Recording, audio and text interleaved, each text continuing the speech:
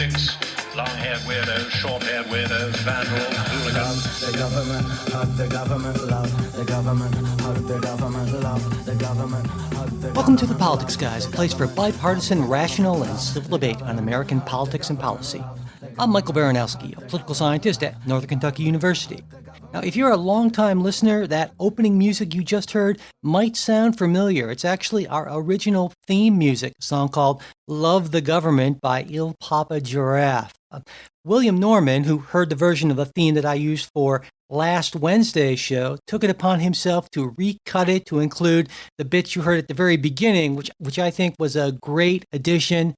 Thank you, William, very much for that. I appreciate it. And I hope you like the new theme. I felt that our kind of no music at all opening was too stark and bland, and that this is a definite improvement. Now, longtime listeners might also recall that for a while we used sort of a smooth jazz theme, which seems like very few people other than me like, so we scrapped that. So if you've got a strong opinion, really either way, let us know. You can reach us by email, mail@politicsguys.com, or by commenting on our Facebook page, facebook.com/politicsguys page. And now on to today's show, where I am joined by a special guest co-host, Kristen Matheny. Kristen is really uniquely qualified to be a co-host here today. She has a master's in public administration from the University of Southern California, which is one of the top programs in the entire country. She has expertise in quantitative and qualitative research, as well as in domestic and foreign policy. Not only that, but she's worked for several candidates for public office. She served as a field director for a presidential campaign, a director of communications, a social media director, and a grassroots organizer. In addition to that, she's worked as a podcaster, which is how I first heard about her, thanks to the Policy Scout podcast, which she did for a while, and I was really sad to see that end. And she's also worked in conservative media as a coordinating producer at Newsmax Media, which is a really major conservative news and opinion outlet. And so I am just really thrilled to be doing the show with her today. Hi, Kristen. Welcome to the show.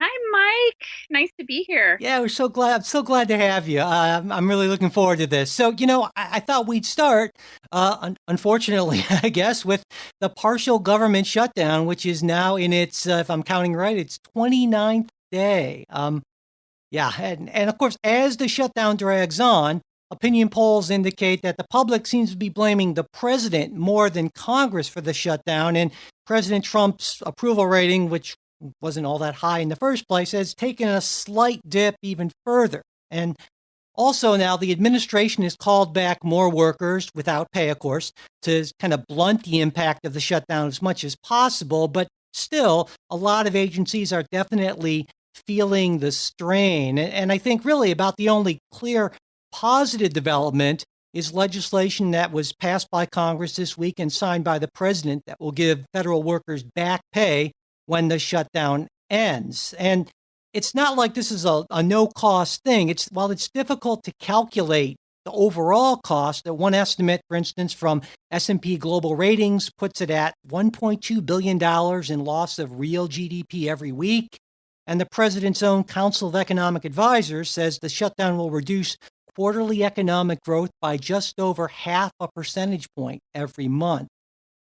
And then there was, of course, I know you followed this back and forth between Speaker Pelosi and President Trump. Pelosi saying, well, maybe you should delay the State of the Union for security reasons. And then, the president saying, well, I don't think you should be going to Afghanistan, so I'm not going to give you a military aircraft.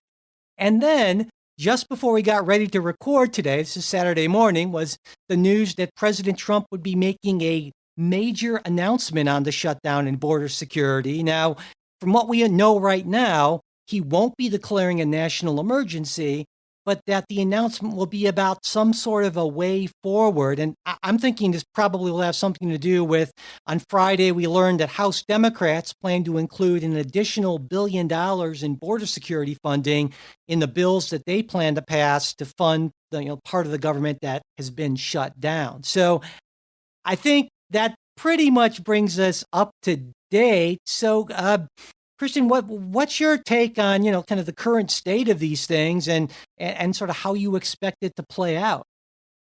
Well, I think I mentioned to you in an email yesterday that I sort of felt like there was a lot of I hate to use the term, but it's the best term I can think of, chest thumping going on between Speaker Pelosi and President Trump.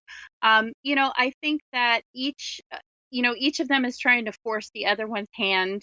We're at sort of a stalemate, and it's unfortunate because we have this announcement coming today. Well, it's going to be later today at 3 p.m. And so, it'll be interesting to see what goes down. But, probably not much will change because it doesn't look like there's going to be an emergency declaration.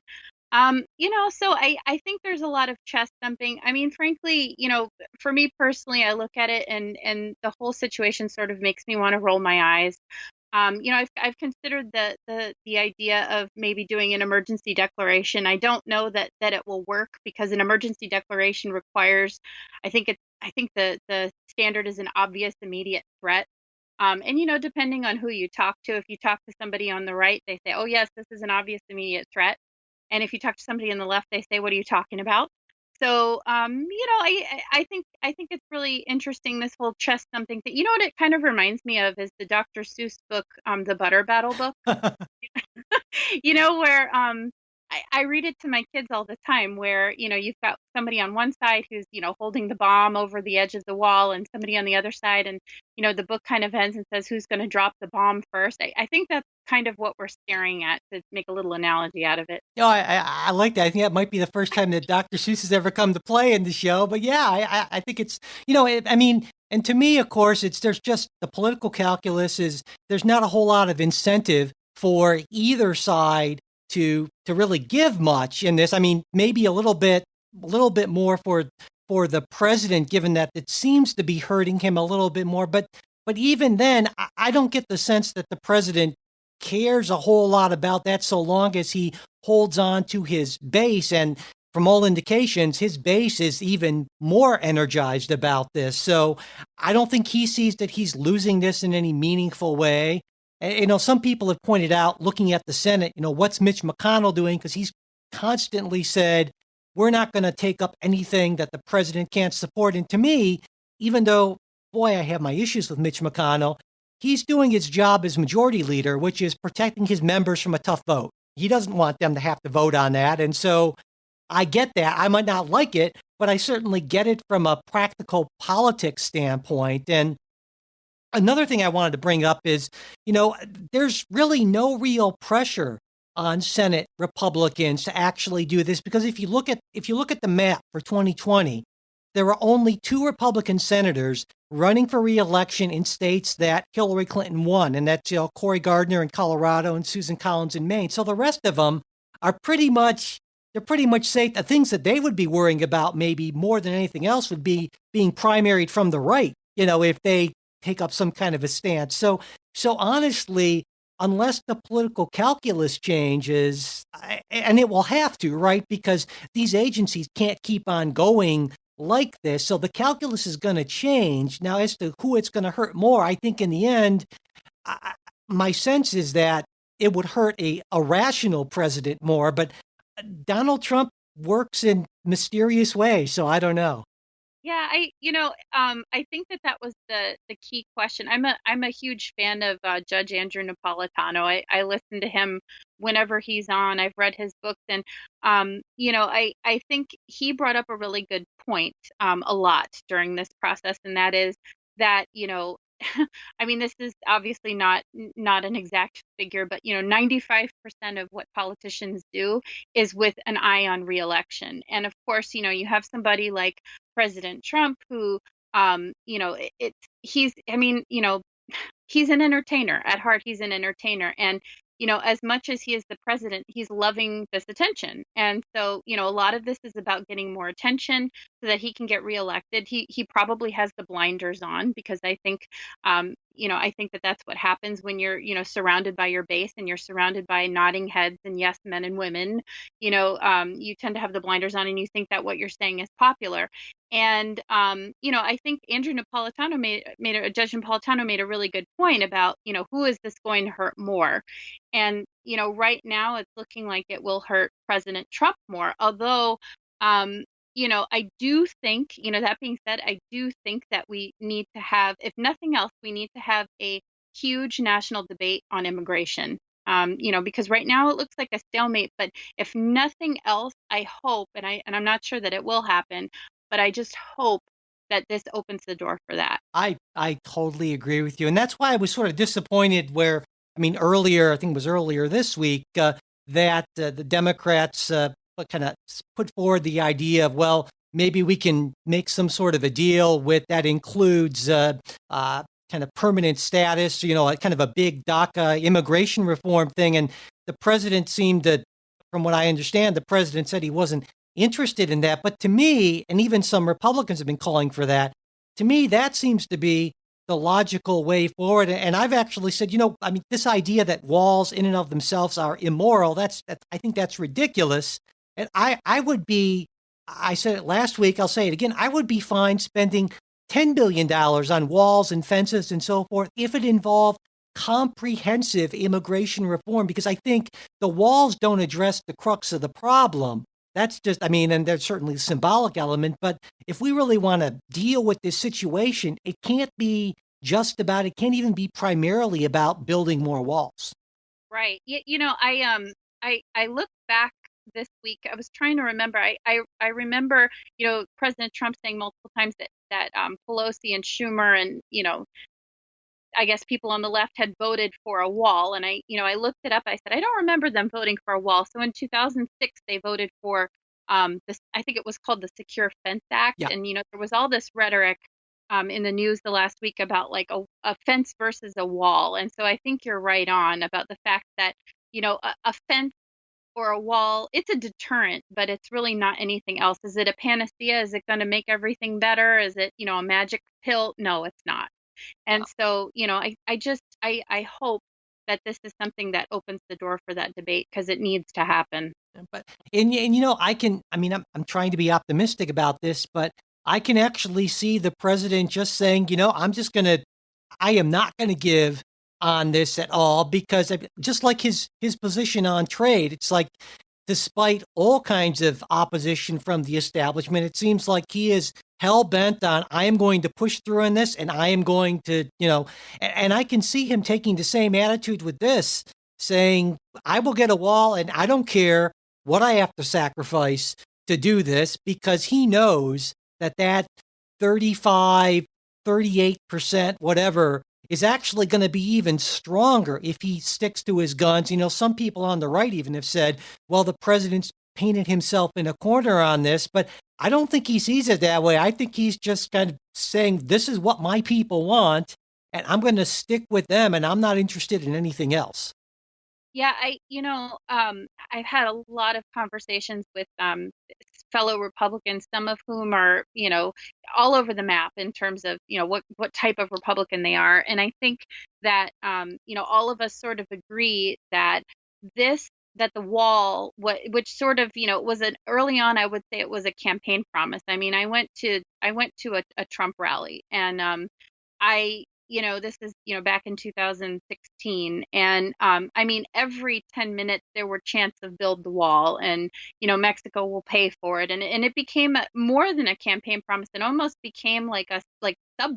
It was almost like a mantra for people who voted for Donald Trump. And, without that sort of key campaign promise, he will not get reelected. And so, I think it's important. Like I said, 95% of politicians are, everything they do is with an eye on reelection. And I think Trump is no exception to that. And, I think he knows, I think he's, smart, he is savvy. And I think he knows that if he doesn't at least make headway on it, and, there's some disagreement on the right about that. Some people say, well, he has to build it. Well, I don't think it's going to happen in the next year and a half, 2 years, but, I think that if he at least makes headway on it, that he has a much better chance of getting reelected, because people will fade away. People, voters are fickle, and if you're not doing and rightfully so, if you haven't done what you promised to do, people won't vote for you. And so, I think that's important. I think that's something that's kind of a consensus on the right. Yeah. Yeah. And which is why I don't think Donald Trump can settle for a massive new fence building program or anything like that. I mean, it needs to be a big, imposing physical barrier because of the symbolic importance of that sort of thing. What did he say? 95 stories tall. Didn't he say that in with a big, beautiful door? Something. Yeah. That I would mean, be, yeah, that would be a big, beautiful wall for sure. yeah. Oh, it would be big. I don't know And about that's you. so beautiful. Yeah, exactly. For some people, it would be beautiful. Yeah. But so, I mean, before we move on, how long, kind of prognosticate here, do you see this ending anytime soon? What do you think? What's your sense of this? I, you know, I kept saying last night, my husband and I were talking about it, and I tend to be a little more critical of Trump. I think because I've worked in politics, I've worked on so many campaigns. Frankly, I'm a little jaded, so I tend to take things with a grain of salt. And he's a believer, and we were talking about it, and he seemed very hopeful about this announcement today at 3 p.m., whatever that may be.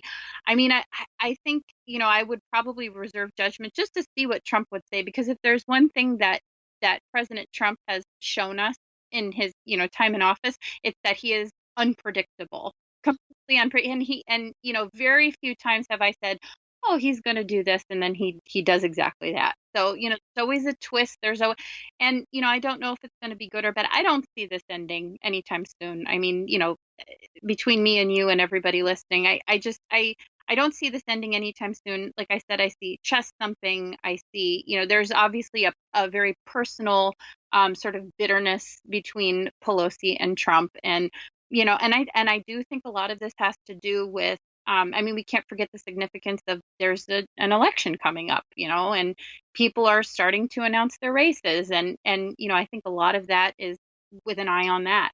Yeah, sadly, I agree with you. Sadly for the country, not that I agree with you, but yeah, it is unfortunate. And I hope we're both wrong, and that this does end in some near term future. But I'm skeptical as well. So. Yeah.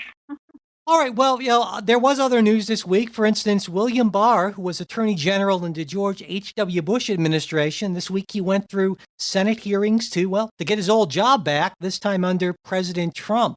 Now, the focus of the hearings has been largely the Mueller investigation, particularly Barr's willingness to support it, as well as to release Mueller's findings to the public. Now, there's little doubt that Barr will be confirmed by a Republican majority Senate, and based on his remarks, it seems that he does support the Mueller investigation. He has a high opinion of Bob Mueller personally, and that he'll release as much of the final report as he believes that he can. And these statements by Barr were more than enough for Senate Republicans, though many Democrats were hoping for a far more definitive answer on releasing the report, and they expressed concern that Barr, who earlier sent an unsolicited memo to the Justice Department criticizing an aspect of the Mueller investigation, that he might not be a fair and impartial judge of these things. So, Kristen, it's pretty clear to me that Barr's going to be confirmed, but I'm wondering, do you think there's anything to the concerns that a lot of Democrats have about him? Well, obviously as a Republican, I look at somebody like Barr, and he's got this very, interesting and incredible resume. I mean, the man is highly qualified to do the job. Obviously, he's done it before. But I think that if I was a Democrat, if I was to look at it, with the shoe on the other foot, I do think that I would have some concerns, because it does seem, even though he has a high opinion of Robert Mueller, and they have a bit of a history, and he has made a lot of statements saying that the probe was, I believe he said, fatally misconceived, and he said that like fairly recently. So I believe that if I was a Democrat, I would have some concerns over that. If your attorney general believes that the whole probe has been misconceived, maybe that would raise a red flag. I mean, obviously, as a Republican who does think that the probe was misconceived, obviously I'm buying that. And I think most, Republicans, and Republican lawmakers would agree. But, he also has made some statements about he feels like there's no reason to change the policy of not indicting a sitting president, which I think has raised a lot of concerns in the last couple of days too. So, there are all these sort of attached issues. If I was a Democrat, I would be concerned, but I guess I'm not. So I want to speak for Democrats. Well, speaking as a Democrat, I guess I'm more confused than anything else in a way, because I actually, I heard that fatally misconceived thing that a lot of my friends on the left are using, and so I decided, well, maybe I should actually read the whole memo in context that he, as opposed to just looking at a phrase. And actually, when I read the memo, it was pretty clear to me that this was like a super law nerdy kind of thing. And what he was talking about being fatally misconceived was one aspect of how Mueller understood obstruction. But he also said later in the memo that it's clear to him that a president absolutely can obstruct justice, but just not in this very specific way in one aspect. And it gets way deep into the weeds. It's a pretty long and boring kind of thing, I think, for most folks, but it was a very nuanced kind of thing. I can understand why senators who are interested in grandstanding, would take that out of context. But for me, that's not the worrying thing. For me, the puzzling thing, I guess, is William Barr is about as establishment Republicans get. I mean, George H.W. Bush administration, that's like old Republican establishment, right? And so Donald Trump has a history of having a really bad time with establishment Republican people that he's nominated. And his previous attorney general, I mean, yeah. We saw that go up in smoke pretty quickly and kind of lingered on, a little longer than it needed to. And, there's definitely some cause for hesitation here. Yeah. And so here's what I'm thinking. So given that, and given the fact that Donald Trump is a smart guy who knows what sort of a history he's had with these establishment picks that have been sort of foisted on him. I mean, they're mostly gone now. But so I'm thinking, well, why would he nominate Barr? And, that to me says, well, Barr has some pretty strong views on executive authority and so forth. So I'm not a conspiracy theorist, but I'm thinking that at least Donald Trump must think that William Barr has his back in some way. Now, whether that's true or not, I don't know. I have no reason to doubt the integrity or veracity of William Barr. I don't agree with a lot of his policy positions. So, but I have to conclude that at least the president thinks that there's something in William Barr, maybe something he said or something that the president has interpreted, that he thinks will protect him if things kind of fall apart, essentially. I don't know if that's true or not, but that's the only way that this makes sense to me, given Barr's kind of establishment background. What do you think about that? Well, I found it odd because I actually didn't know a lot about Barr before all this, kind of, I recognized the name. It was one of those things where I saw the name and I thought, where have I seen that name before? And I went back and did a little research. And one of the things I, came across, of course, this is not surprising to anyone, is that he donated a lot of money to Jeb Bush's presidential bid. So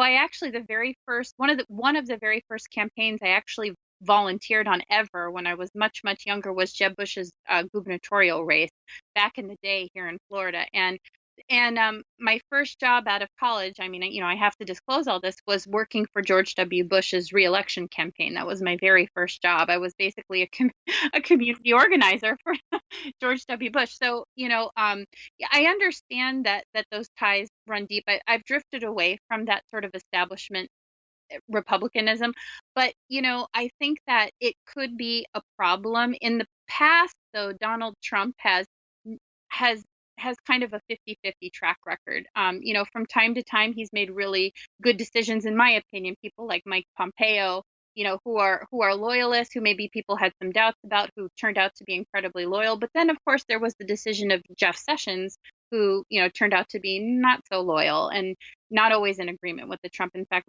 rarely in disagreement with the Trump administration. So, there are some other things, some other decisions that I think as a Democrat, somebody might find troublesome with Barr, like his answer, or his non-answer, I should say, about like birthright citizenship, and there's some other issues going on. But there, like you said, there must be something there that certainly I'm not seeing. I mean, he's not necessarily my favorite pick, but I understand why he picked him, and also kind of riffing on the idea of keeping an eye on re-election. He could be trying, I mean, and this is a long shot, but he could be, pulling a political gambit. This could be an effort to drum up the establishment, because Trump has kind of courted the establishment before. He's tried to make nice with Mitt Romney. He's tried to do this. I have to wonder if maybe there's a thread of truth in there too. Maybe this is an effort to extend the hand again to somebody who was a Bush crony. I don't know, maybe. Yeah, I guess it's possible. It's not really a standard Trump move, but maybe, yeah. And the other thing I wanted to mention is, even, at least this is my sense of how this is going to play out, is once the Mueller report is wrapped up, and of course, then there's, by law, Mueller gives a confidential report it will go to Barr, and then Barr decides what to do with that. I mean, there's no legal requirement that he release anything. Right. And my sense of things is he'll put he said he'll put together some sort of a report. I don't think he's going to release the report itself, but he'll put together some sort of a summary. House Democrats will say that's not enough. They'll subpoena the report. I think they might actually end up winning on that, and then they will release what they see fit of the report. That's my sense of how this is going to play out. Yeah, I mean, it remains to be seen what happens with Barr, but I think that, again, this is going to be, I've said it probably too many times, but I don't know that it can be said enough. An eye on that reelection. Yeah. These are people, a lot of the people who will be angry with Barr if he is confirmed, and if he does just that. A lot of these people have their eye on that prize for 2020, and so they're going to be it's going to be kind of like what happened with Kavanaugh, where these people are kind of coming out of the woodwork and they're talking over each other, and especially on the left, the field is going to be very crowded, and so it'll be interesting to see what happens there. Yeah, definitely. Before we get to our next story, though, I just want to take a quick break and I was going to thank our newest supporters. We don't actually have new supporters this week, but if you've been thinking about supporting the show, we would really appreciate it. And to show our appreciation, all of our Patreon supporters get access to a special weekly bonus show, as well as my Nuts and Bolts of American Politics series, which is ongoing. And supporters at the $5 or higher per month level get access to the in-depth policy series that Jay and I are doing. And so far, we've done episodes on healthcare and racism and sexism. Next up is guns and the Second Amendment. That should be interesting. And there'll be a bunch of good stuff to follow. Also, we have set up a new goal on our Patreon page. Once we get to $750 a month in total support, I will be putting together a multi-part series on politics in the media, and that's going to include discussion of ideological bias in the media, of course, how media has changed and why it matters, how reporters' incentives shape the news, how politicians use the media and public opinion, social media, and Donald Trump, of course, and lots more. So if you're interested in any of that stuff, you can check it out. Go to patreon.com/politicsguys, or you can go to politicsguys.com/support. Thank you so much. Okay, moving on. This week, federal judge Jesse Furman ordered the Trump administration to halt its plan to add a citizenship question to the 2020 census. Furman called the decision of Commerce Secretary Wilbur Ross to include the question arbitrary and capricious and an egregious violation of the Administrative Procedures Act. Furman concluded that Ross, in his words, failed to consider several important aspects of the problem, alternately ignored, cherry-picked, or badly misconstrued the evidence in the record before him, acted irrationally both in light of that evidence and his own stated decisional criteria, and failed to justify significant departures from past policies and practices, a veritable smorgasbord of classic clear-cut APA violations. Now, the administration is going to appeal this, and the case is likely to get an expedited hearing by the Supreme Court, given that the census forms are scheduled to be printed out this summer. And the reason why this matters is that many on the left, and I'm including myself here, believe that a citizenship question will depress the response rate among many people in largely Democratic areas. And by the way, that's a conclusion that's shared by the Census Bureau's own experts. And this matters for congressional representation as well as for many federal programs that use population as a basis for benefits. Now, the administration argues that the question was requested by the Justice Department as being necessary to properly implement the Voting Rights Act, though the record seems to show that this was actually an after-the-fact justification. And the administration also points out, I should mention, that the citizenship question isn't new to the census, and that it was asked on a regular basis up until 1950. So, to me, Kristen, there are three big questions here I thought we could get into. Let me kind of go over them, and I'd like to get your thoughts. Number one, does the administration have a right to add questions to the census? Number two, did they add the citizenship question in the proper manner, which is really the question before us now? And number three, the big question, should we even have a citizenship question on the census? So, whichever one of those you want to start with. Well, it's funny because this is one of those things that has come up before. This isn't something that, voters are hearing for the first time. The idea of a citizenship question has been a big idea on the right and even with some people on the left in the past. But I think that the most important thing and the thing that makes the difference for me is the fact that both the Justice Department and the Commerce Department say that if, somebody who's taking the census fails to answer this, proposed citizenship question, that it's not, it won't automatically, negate their response. It won't, I don't know, it won't automatically, what's the word I'm looking for? It won't negate their response. And so, I think that there's a bit of a loophole there. And I think that loophole is an important loophole that, I think that there's an argument going on both sides. I think on the left, you have a lot of lawmakers who are saying that it's going to depress, like you said, depress the results. I think it's going to discourage, these people think that it's going to discourage people from coming for immigrants and, people who, might not have citizenship or maybe are in the process of trying to obtain their citizenship. It's going to discourage them from filling out the census. And therefore, it's going to give us, sort of this inaccurate view for representation, for like allocation of federal resources, funding, stuff like that.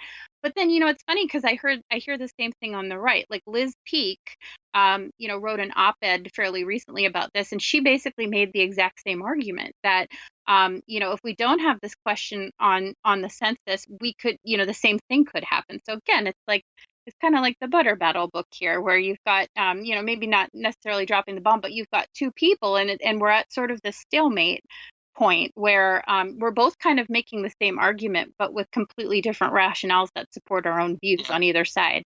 And it's very difficult. I think, I can go out on a limb and say that I do think that, either way, you're going to have that result where you're going to have a sort of discouraging of, people filling out the census. But, whether or not that it's going to be better if they fill out the census and they fill out this question, or worse, I don't know. But I think that out by the Justice Department and the Commerce Department saying that the answer is not going to sort of discount their census is important. Yeah, and I agree. But I think even with that, though, the Census Bureau's professional staff has said, well, that still should probably depress turnout. So I really think, to me at least, how I see it is the fundamental point of a census is to get an accurate count of everyone. And to that end, you want to make sure you make it as unthreatening to people, as simple and straightforward and short as possible. And so I think that is what we need to focus on with the census. Now, that being said, I also agree that it's reasonable and important to have a sense of how many people in this country are citizens versus not. And I'll point out that the Census Bureau actually already asks that question in the American Community Survey, which is an ongoing survey that they sample people on a regular basis now. So I would argue that yes, we need to know that, but the census isn't the proper form from that, given what the intent of the census is. And so I kind of take a middle position on that in a sense. Yeah, I mean, I think that the importance of the census can't be discounted. But again, like I sort of stand at the kind of in the middle on it, and I say, well, I definitely see both sides. I definitely see how inaccurate count on a census could be disastrous. I guess my thought is, why not put the question on there, allow people to answer it, but then obviously if they choose not to answer, let them know that that they don't have to answer this question. But if they choose not to answer the question, that nothing will come of it. Census won't be discounted per se. I guess that's sort of my takeaway. Yeah, and I think that would make sense if people, if a lot of folks who are in this country, maybe not as citizens, believed that message. But I think a lot of times, unfortunately, there's just this massive mistrust and this fear from a lot of folks who are in the country and aren't citizens that this somehow will be used against them. And so, and I think, unfortunately, there are some folks who are counting on that. And that's not to paint all Republicans with these broad brushes that they don't care about non-citizens. But I think to some folks, there's that issue and they want to do it for that reason. So I don't actually question whether or not the administration has a right to add questions to the census. Of course they do. Yeah. But to me, at least, and this is the issue here, is that it seems to me almost unquestionably that the Commerce Department just basically ignored administrative procedures. And there's a reason for these procedures. And I think this should be an argument that resonates with conservatives, is that we don't want unelected bureaucrats being able to act in an arbitrary and capricious manner. And the reason that phrase comes up for listeners who wonder why, we've mentioned that before, is that's sort of the legal standard in that we want administrative decisions not to just be willy-nilly, but we want to force administrators, again, these unelected bureaucrats, to act in a way that's clear and transparent and follows these procedures. And it seems to me, based on what we know from the record, that whether or not you agree with there being a citizenship question on the census, the department just didn't follow these procedures. Yeah, well, I think that one of the most important points to make, sort of attached to that, is that this was one of the sort of cries of Republicans during the Obama administration, and certainly I'm including myself in this, is that there was a lot of a lot of attention paid to these bureaucrats making decisions for the American people, and there was almost like a symbiotic relationship between the administration and a lot of these bureaucrats. And should these bureaucrats, they're following the administration, and it seems like there's a bit of a departure from that now. And so I think that it would serve Republicans well to question why that's happening. Is it purely political? I mean, spoiler alert, it probably is. Again, I don't like looking at the past. I don't like saying, well, under Obama, this happened, and under Trump, this happened. I mean, times are very different and things have changed quite a bit. But yeah, I would agree with you. I think that there's an important case to be made for that. I think it's something we need to take a look at. Yeah. And what always disappoints me is, and this is bipartisan, where basically both sides say, well, let's start from our preferred policy outcome and then bend the rules however we want to reach that, essentially. And I think this is what the Commerce Department's doing here. I argued that was what President Obama did with DACA. I mean, so these processes are in place to protect people from both parties, really, and so I think it's really important not to just abandon procedures and principles because you want to get some sort of a short-term policy game, because in the end, the process is important. It's boring, but important, Yeah, no, I completely agree. And I think that one of the issues that a lot of people had with the Obama administration was that there was this sort of working backwards from a solution. How do we get to this solution? And I think that's a criticism on the right about the left. But again, I don't like saying, well, under Obama this and under Trump this. I think it's, counterproductive and it doesn't really apply. But I do think you can kind of make the argument if it was good enough, for these bureaucrats to follow the rules of the presidential administration under Obama, it should be the same. There should be some consistency. They do need to follow the rules. Yeah. And my sense of things is when this does get to the Supreme Court, I mean, looking at the makeup of the court, I think there should probably be a slim majority to actually conclude that the Administrative Procedures Act was violated again. And I think that gets back to this concern with limiting discretion in these agencies. And I think that there are a majority of the justices, if they're true to their conservative principles, and I'd like to believe they would have an issue with this. And to me, this should be a no-brainer decision just on the merits of the Administrative Procedure Act issue. And again, I don't think there should be a citizenship question on the census, but if you go through the process and can justify it and it's transparent, well then, yeah. And now that wouldn't happen until 2030. So, but to me, that this procedure, the process should be honored. Yeah, I think that argument has come up quite a bit, especially now. We have a Supreme Court that tilts to the right, and a lot of these justices do kind of follow their conservative principles. So yeah, I definitely think that this is not going to be an issue, and I think the outcome for conservatives who favor adding the citizenship question will be happy with the result. But again, it doesn't affect us for another 12 years, so.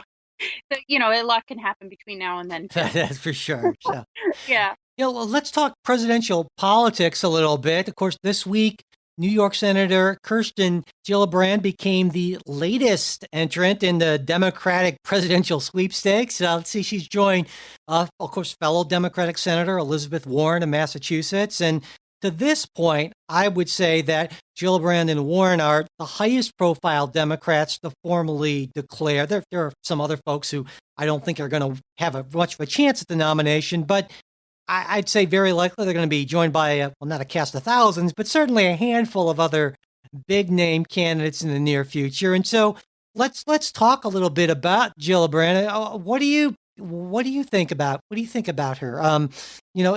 In terms of, I guess, both in terms of substance and also in terms of how she might do in, the Democratic race for one, and as Donald Trump's opponent if she ends up winning the nomination.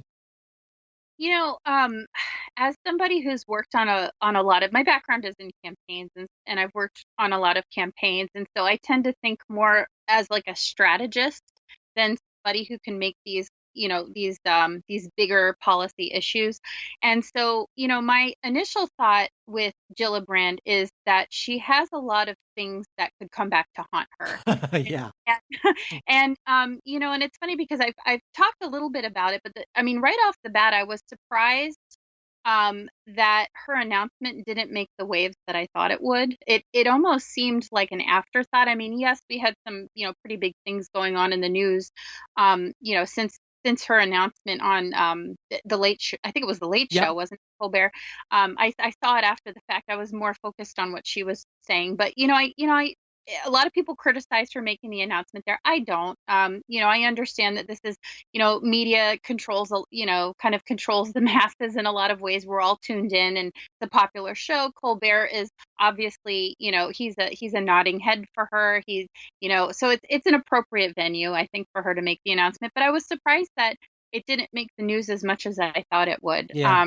And frankly, I don't watch the Late Show. Honestly, I'm not a big Colbert fan, but I'm just not up that late. So I missed it as it happened. I watched it after the fact. I'm not surprised, but like I said, I think that there are a lot of things that could come back to haunt her. I think, she has a lot of really strong ties still to Wall Street, which are, obviously for, if you were a Republican candidate, you might get some flack from the libertarian set, your libertarian leaning set, I should say. But, on the left, there's this, there's this very strong anti-Wall Street sentiment, especially with the people that you think would be her demographic, because she's really embraced the Me Too movement, and she was the person who came out and said that Bill Clinton should have resigned as a result of the Monica Lewinsky scandal, and she made some comments about Al Franken resigning, favorable to Al Franken resigning, and I think that a lot of the sort of her left base, will probably support that. But there are a lot of establishment Democrats who won't. There are a lot of Hillary Clinton voters who, liked Hillary Clinton, or at least voted for her because they didn't like Bernie Sanders, or, whoever. And, that might have really angered them. I mean, a lot of people still on the left still sort of look up to the Clinton machine. And so, that probably angered them. So she, also she's kind of got this like affinity for this like far left hipster kind of progressive social liberalism, which a lot of people in for example middle America who voted for Hillary Clinton, and they, like I said, tend to be more establishment. They may not, they may see that she doesn't see eye to eye with them. Maybe she doesn't understand their perspectives. So, I don't know. She's got a lot of things that could come out and haunt her. And especially the Wall Street thing is a big deal. Yeah, I agree. To me, she's Hillary Clinton 2.0. I mean, and for all the reasons I disliked Hillary Clinton as a candidate, I dislike Gillibrand, and not just the fact that she's a total political shapeshifter. I mean, she started off pretty conservative, then all of a sudden she hops on, I think, everything. When she was in the House, in fact, she got her fellow New York Democrats nicknamed her Tracy Flick, and that's after I don't know if have you seen Election, the movie Election? I've seen Election. Okay, good. I didn't want to assume I love that movie. I actually show it in my politics and film class a lot of the time, and it's this totally odious high school kid played by Reese Witherspoon. If you haven't watched the movie, folks, totally worth watching. Oh, it's a great movie. But yeah, I mean, so I just get a bad feel about her. I should point out, she was a defense attorney for Philip Morris back when she was in legal practice. And essentially one of the things she did was help to prevent the release of the company's own scientific data that basically indicated that it knew of ties between smoking and cancer. You mentioned the finance ties. I mean, okay. My initial instinct is to mistrust old politicians. I'm sorry, but there are some more than others. And my sense of things is, to the extent that Kirsten Gillibrand has any sort of ideals, any sort of things that matter to her, it basically just is the advancement of Kirsten Gillibrand's career. And that's pretty much it. And that's what I saw in Hillary Clinton as well. Which is why, even though I might have agreed with Hillary Clinton more on policy, I was drawn much more to Bernie, because Bernie felt like he was actually a real human being, in the same way that Donald Trump, who I don't agree with that policy at all. And so I think she's not going to do well, and I think there are a lot of reasons for it, and I think that's a good thing, essentially. Yeah, obviously, I don't agree with Gillibrand on much, if anything at all. Yeah. But I definitely see the Tracy Flick thing. I read that too, and it made me laugh, because it really is true. She is a shapeshifter in a lot of ways, and I think that after Hillary Clinton sort of came, and there were all these shifts. There was this sort of walking back of a lot of policies that she talked about when she was first lady, and even some policies when she had been senator. And I feel like we're going to see that happening with somebody like Gillibrand. And I think that both the right and the left, I mean, I'm going to go out on another limb and say that we're all pretty fractured right now, and it's our parties are sort of moving in a lot of different directions. And, Gillibrand is the type of candidate that sits in a very specific camp. I always tell people it's like we're sitting in boxes. And the smart thing for a politician to do would be to kind of sit in a box and have your hand in another box and a leg in another box, and sort of, reach out and for somebody who has been, a bit of a shapeshifter and maybe not completely genuine, she certainly doesn't come across that way. She jumped onto the Me Too bandwagon, which, I think there was a lot of fatigue with that towards the end in terms of politics or politicians jumping on that bandwagon. So I think this stuff's going to come back and haunt her. And man, that Wall Street thing is not going to sit well with progressives on the left and people like that. Yeah, and to me, a bigger thing is I'm tired of the whole coastal establishment type finance Wall Street people being the folks that keep on coming to the fore. I mean, and for a lot of reasons, I just think that that's a view that represents a problem in terms of campaigning, but I also think it represents a view of America that's kind of fundamentally blinkered, I guess, in many ways, which is why I think somebody like a Amy Klobuchar would maybe be a better candidate, though she wouldn't necessarily be my first choice, but just for that reason, I mean, and it seems to me that the Kirsten Gillibrand sort of type of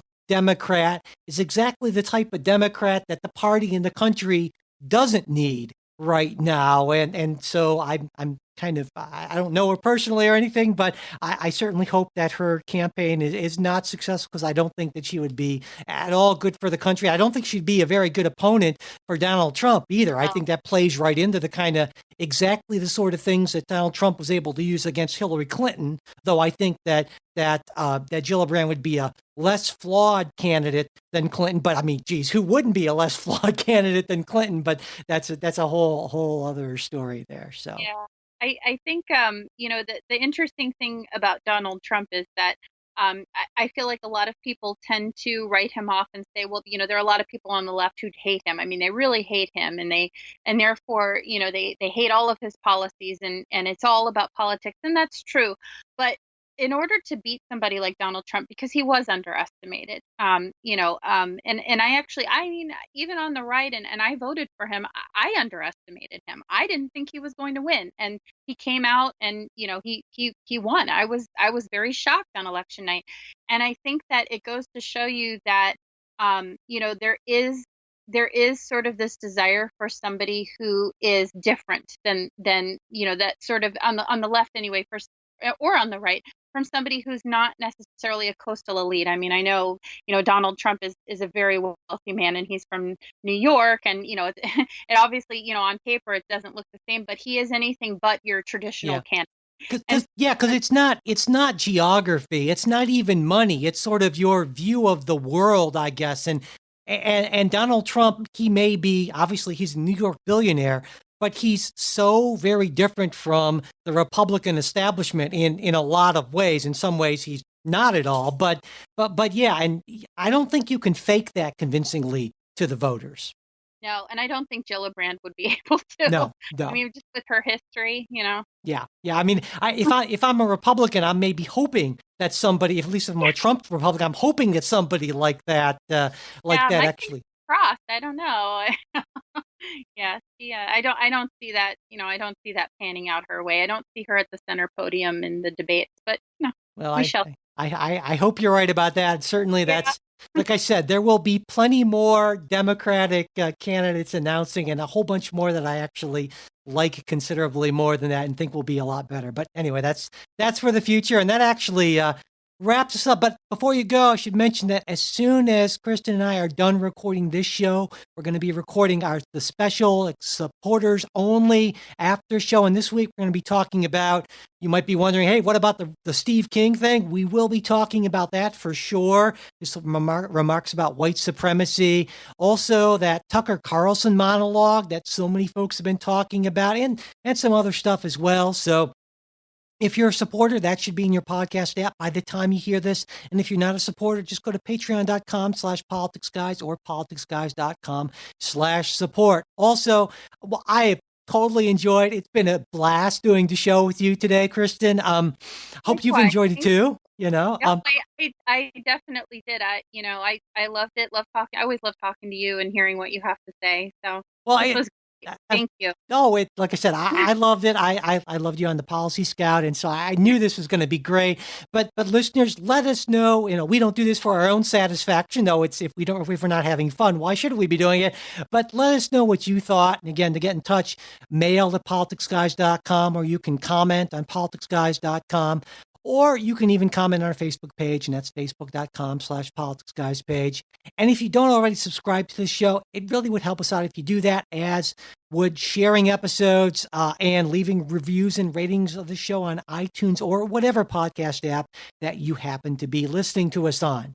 The executive producers of the Politics Guys are Michael Baranowski, Jay Carson, Trey Orndorff, Will Miller, and Bruce Johnson. Today's show was produced by Michael Baranowski. We'll be back with a new show on Wednesday. We hope you'll join us.